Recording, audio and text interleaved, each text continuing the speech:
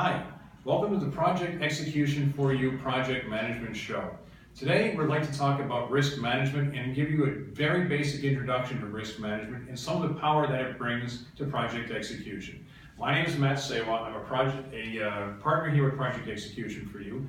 And here we have Raymond Nelson, who's with Basil Consulting, and here we have Chris Neff, who's with Up Value Consulting, but he's partnering with us at Project Execution for You on some other matters as well. So, Mr. Raymond, would you please introduce yourself for our audience today?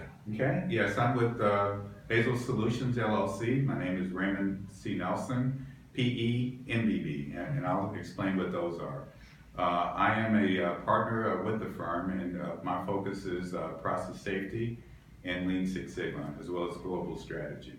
So Basil Solutions is a firm that focuses on those areas that I mentioned, as well as IT, marketing, business consulting, and construction.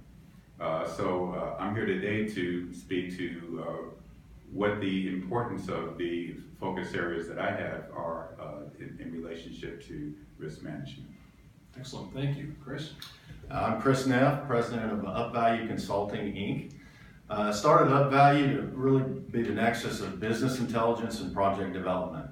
And a big part of that obviously is risk management. I've been doing projects for about 30 years, and risk management has been a huge part of my success in being able to not only execute projects, but also to train others in project execution.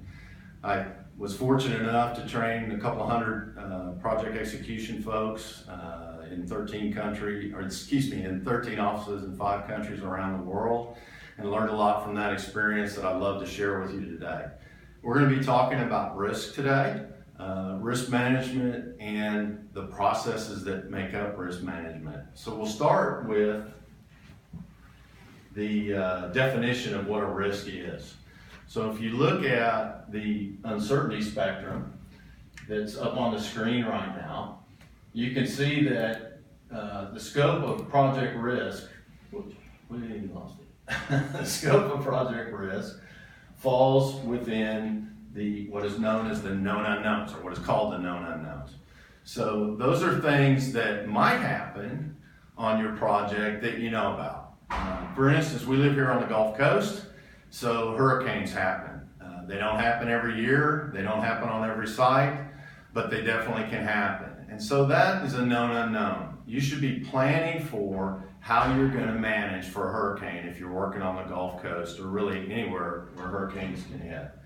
It doesn't involve things that you can't know, unknown unknowns. Now, the interesting thing about that is that the more you do risk management, the more things will become known unknowns that were previously unknown unknowns. So you'll learn a lot as you go along.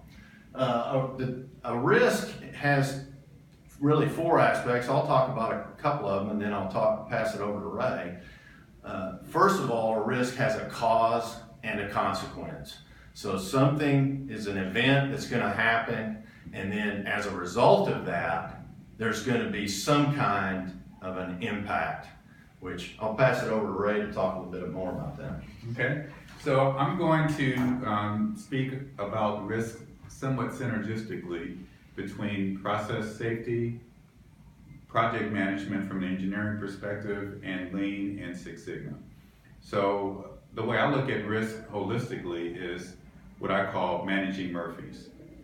Each of you, I'm sure, have heard of Murphy's Law. If it can happen, it will happen. So if you look at it from a management standpoint, if you can manage the big Murphys, if you look at it from the standpoint, the real big ones, then what you're left with are the little Murphys.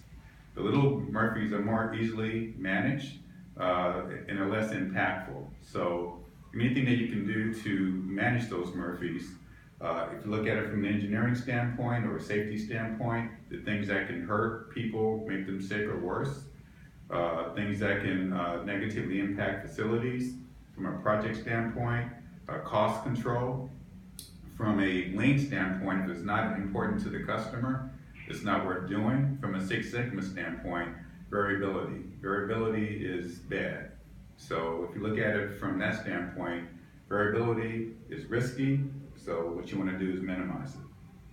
We think it's a great synergy between these two individuals that we work with here at PE4U, between some of the SMEs like Chris Neff here on risk and guys who know probabilities, because it's not just a function of the risk, it's a function of the probability of the risk. As you alluded to, you're not going to get a hurricane every year. They seem to be averaging about every 12 to 15, and their severity varies as well. So it's a multi-dimensional aspect of risk management.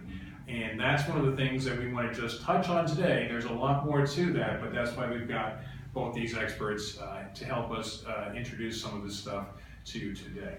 So why don't we move on to the next blue circle. This is one of the things that PE4U offers that we're especially proud of. We have this system called the Janus system, and the Janus system incorporates all of the features that you see up here as separate modules. Everything from estimating, risk management, cost management, change order management, contingency management, manpower, documents, contracts, accounting and finance, and lessons learned. And one of the more elegant things that we feel about the Janus system is how well these things all integrate. And our project system incorporates risk management in almost every one of these as a function of how it can impact every aspect of your project. So that's one of the things that we feel helps us bring a huge amount of power to our clients and how we bring project controls and project execution for you.